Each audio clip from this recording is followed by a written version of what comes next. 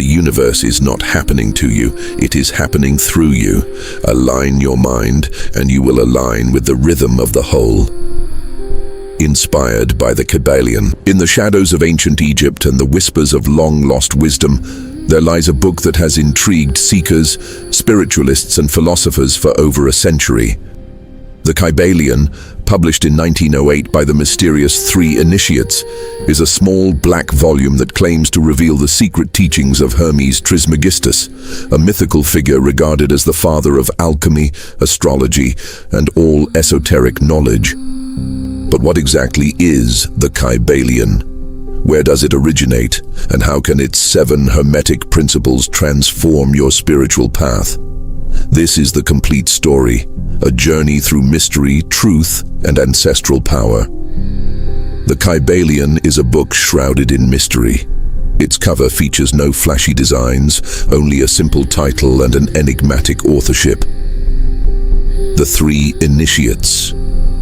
But who were these initiates, and why did they choose to remain anonymous?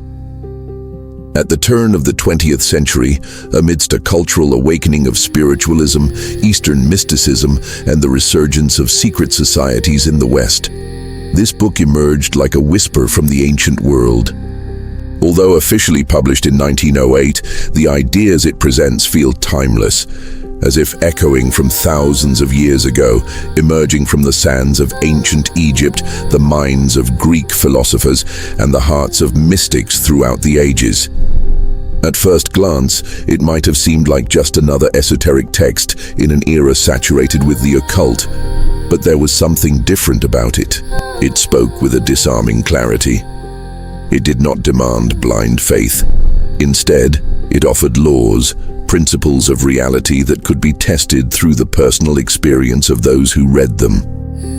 As readers delved deeper into the origins of the text, a name began to surface. William Walker Atkinson, a former lawyer turned spiritual teacher and prolific writer. Atkinson had already published numerous books on subjects such as the power of thought, mental energy, yoga, and personal magnetism. Scholars and spiritual seekers began to connect the dots between his writing style and the prose of the Kybalion. The tone, the structure, and even the phrasing seemed to bear his signature. However, Atkinson never publicly claimed authorship of the book. No one ever did. The veil of mystery remained intact, perhaps by design. But why would someone like Atkinson, or perhaps a group of like-minded thinkers, choose to hide their identity behind a mystical pseudonym? Some argue it was a marketing strategy designed to stir intrigue and heighten the book's mystique.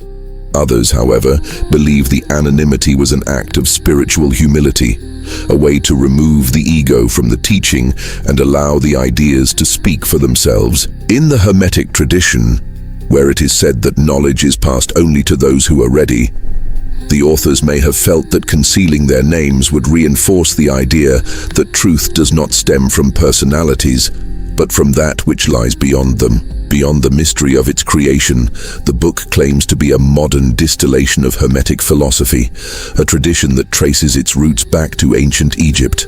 This leads us to the central figure of the entire narrative, Hermes Trismegistus. To grasp the Kybalion, one must first understand the legend of Hermes Trismegistus. His very name evokes a sense of divine power and mystery. Trismegistus means thrice great, that is, great in wisdom, great in knowledge, and great in power. But Hermes was no ordinary man.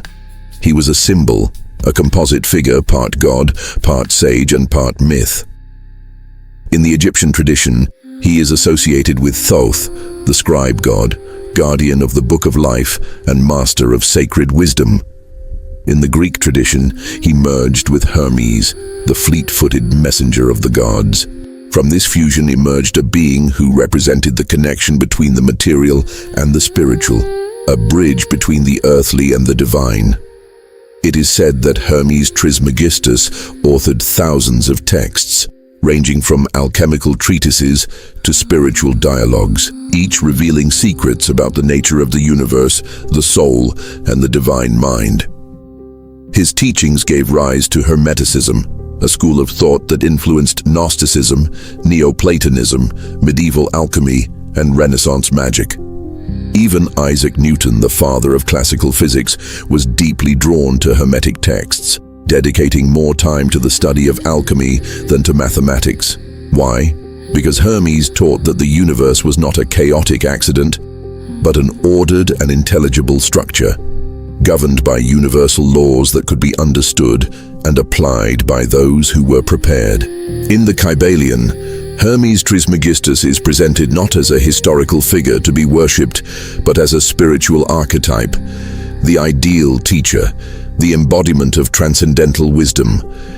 His legacy is found neither in temples nor tombs, but in the living principles that govern reality.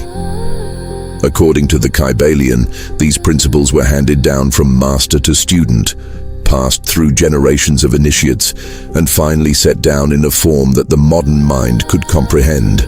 But Hermes did not teach as the instructors of today do.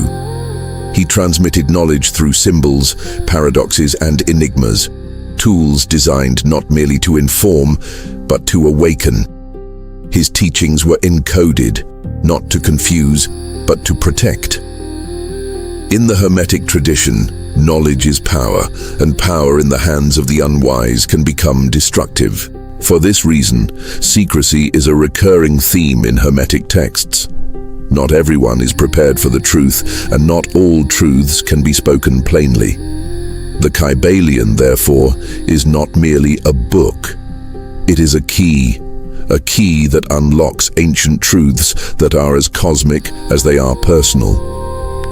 It invites the reader to perceive reality not as a sequence of random events, but as a living organism, a sacred pattern governed by spiritual laws. These laws, the 7 Hermetic Principles, are what the following chapter reveals. The heart of the Kybalion lies in the revelation of these 7 principles, eternal laws that, according to the text, govern the entire universe. These are not merely philosophical ideas or metaphysical conjectures. They are presented as fundamental truths, woven into the very fabric of existence. According to Hermetic tradition, to understand these principles is to understand reality itself. Living in accordance with them not only transforms one's perception, but also opens the doors to conscious mastery of oneself and one's environment. Each principle acts as a master key, unlocking a deeper level of perception, consciousness, and inner power.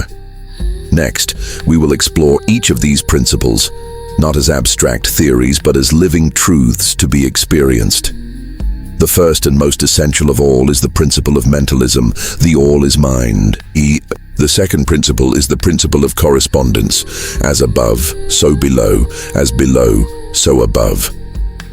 This ancient maxim reveals that the same patterns, laws, and truths repeat across all levels of existence, from the infinitely small to the infinitely great, and from the most tangible to the most subtle.